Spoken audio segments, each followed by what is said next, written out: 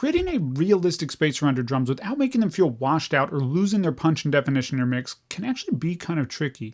So in today's video, I want to share with you my 4 favorite tricks to create space and depth around your drums without losing any of their punch or definition. Welcome back to the Band Guide. I'm your band guy, Colin, and this is the 4th and final video in the Make Logic Drum Sound Real video series, where we're making Logic drums sound more real. And then today we're looking at creating space around these drums. Now, if you haven't already seen the rest of the videos in the series, I'll link to them above here. And before we get into it, this whole process of making our drum sound more real is a bunch of little steps that add up into creating a more realistic drum sound. But it is a bunch of little steps. So I've put together a completely free checklist that you can just check off all of these little steps to make sure you don't miss any or have to keep coming back to this video series. It's completely free from link in the description below. It's really going to help you out, save you time in the future. So be sure to grab it. But let's go ahead and jump into adding some realistic space around our drums. We're going to do this 4 ways. The first way is that we're going to process the drum rooms to bring out more of the room sound. So in the real world, you would record drums, and a couple of the mics that you'd set up are room mics that are capturing the sound of the room, the way the drums are interacting with the room. You might literally point a mic at the wall instead of at the drum kit. The idea here is that you're getting that sense of space around the drums from these drum rooms. But there's a couple tricks that pro engineers use that help them just bring out more of the room sound and create a little bit more depth to that sound.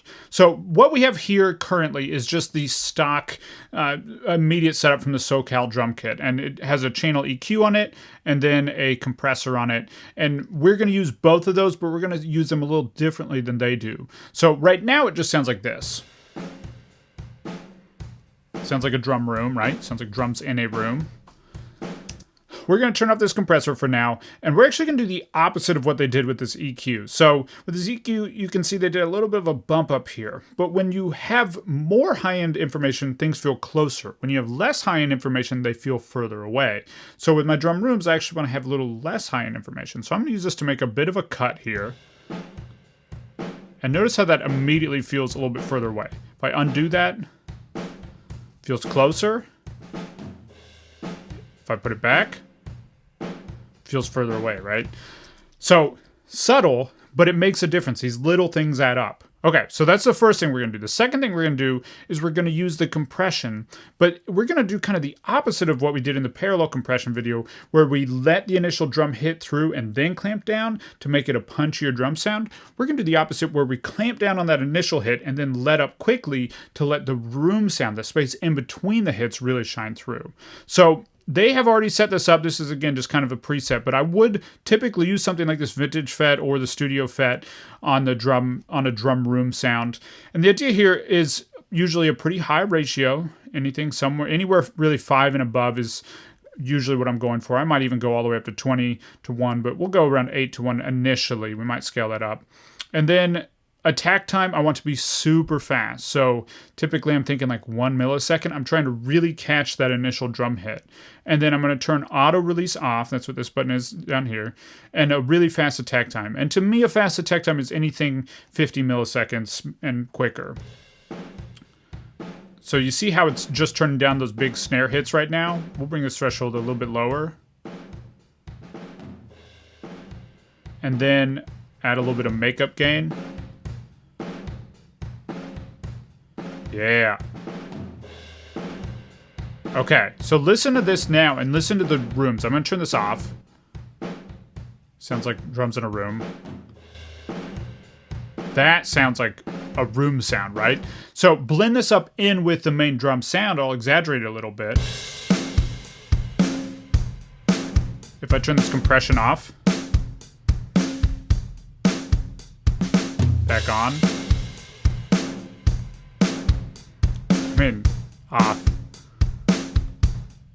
Back on. Crazy, right? I'll exaggerate a little bit more so it's really obvious. So this is on. Turn it off.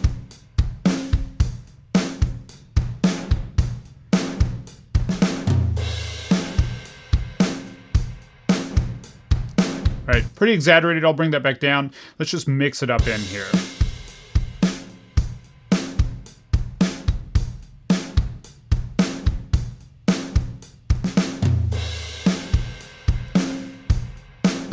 Cool. I love that. That's like such a huge part of getting a realistic sounding drum kit. That alone could be all you do to make your drums feel bigger. But I'm going to show you 3 other little things you can do to really bring this out even more. So the first thing is going to be a short snare reverb. So we're going to do this with a bus. We're going to go to our snare top here. We're going to go to bus, in this case, 4. It's unused right now. Bus 4. We can see that listed up here, bus 4. And I'm going to go down to aux. I'm going to title this short for now. And we're going to go under Reverb, Space Designer. All right. Going to go back over to our snare top. We're going to make this pre-fader. And I'm going to send 100% of the signal. Just hold Option and click on it. That sends it a full signal. And if we listen to this now, it's got this nice long reverb to it. If we listen to it with the snare, what I want to do is find just a really small sound that's just adding a little bit of width to that snare sound. So we're going to open up this Space Designer plugin, and I already have some favorites, but generally what you're looking for is a small room. So go to small spaces, rooms, any plugin that has a reverb probably has some amount of a sound that's going to work well for this. And I really like this snare chamber. Let's listen to that. If I take this away, just a really center snare, if I add this in, it's like the snare pops out to the sides for just a second. Now this is mixed up really high right now, so I would blend this in with the full drum kit. So you can hear it. Somewhere around there. A good rule of thumb is get it up to where you can hear it and then scale it back just a little bit. So somewhere around there. All right, so with this in, and then I'll turn it off. And off. Again, that snare just pops out to the sides just a little bit with each hit. It's subtle, but it helps that drum just feel like it has more space. Okay, the third thing we're going to do is create now a longer snare reverb. This gives a sense of a bigger space around the drum kit. So we're going to go down, create bus 5 here. Doesn't have to be bus 5, whatever your next available bus is. And we're going to call this long. And it's really going to be more of a medium reverb, but it's long compared to the other one. I'm just going to put Space Designer back on here. We're going to turn this bus again pre-fader, send it 100%, and now listening to this,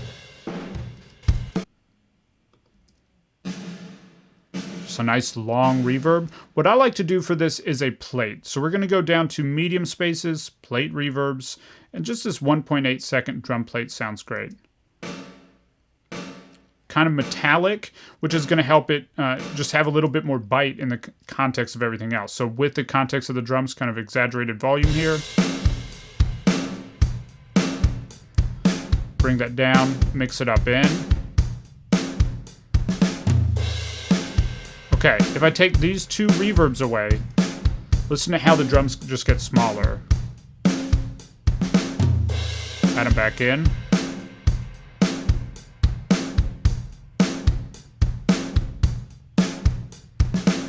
I've heard Warren Hewitt of Produce Like a Pro say that sometimes the snare reverb sound is as much a part of the snare sound as anything else, and I think that's totally true. That's been my experience. Okay, our fourth and final way that we're going to create realism around the drums is with just an overall drum reverb. But we're not going to put this drum reverb on the entire drum kit or really on any individual drum elements. We're going to put it specifically just on kind of the ambient tracks. This is a trick I learned from Chris Lord-Alge, and the idea here is that we're going to just basically extend the space that already lives around the drum kit. And so we're going to do this by adding it to the snare bottom. I'm holding Command on the keyboard here while I select that, the drum rooms, and the overheads. And we'll go down here and create a bus.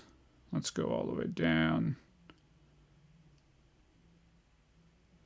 And create a bus, in this case 6. And I'm going to change all of these to be pre-fader, again, so they don't get adjusted later. I'm going to currently send them 100%, just hold it Option and sending 100%, but I might blend these levels. Again, you can adjust all of these individual channels. If you just select one individual track, I can then just adjust this knob here a little bit, as opposed to sending the full amount. Okay, so now we have aux 20 over here. We're just going to call this drum verb. Again, we're going to put Space Designer on it. I think it's my current, at least, favorite reverb on drums. And we're going to go to medium spaces. And here we just want a drum room sound that's roughly a second long. It's okay. It's a little bit longer, a little bit shorter. So play around with these. I have been liking this 1.4 second nice room. And the idea here, if we listen to this in solo, is that we just get this bigger drum sound. But by not putting it on our individual tracks and tailoring those a little bit more individually, we're getting a bigger sense of space while not washing away the direct signals. So this is exaggerated right now, but listen to it in the context of the drums. I'm going to start with it on and then mute it.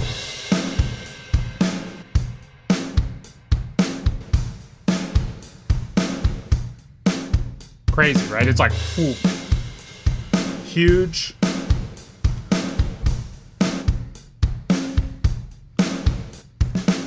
Okay, so that's a bit too much. It's just a little bit too loud. Again, we want to bring this up until we start to feel it and then mix it back down a little bit.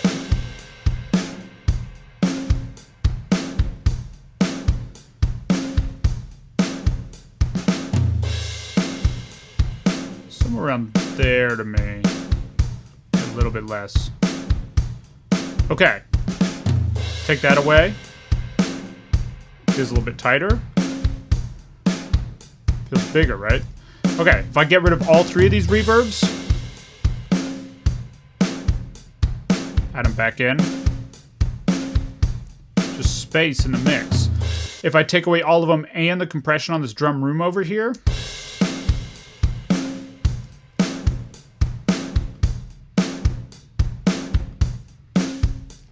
really small, right? Add the drum room compression back in. Add these reverbs back in. I mean, that's some real depth and space around that drum mix, right?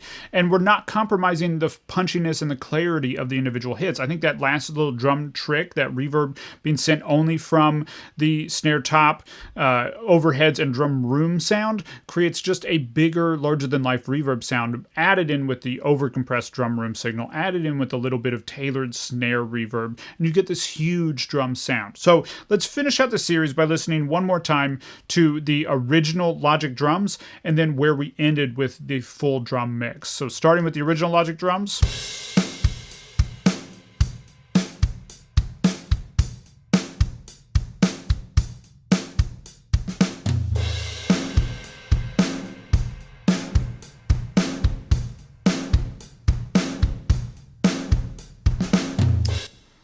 I mean, kind of crazy, right?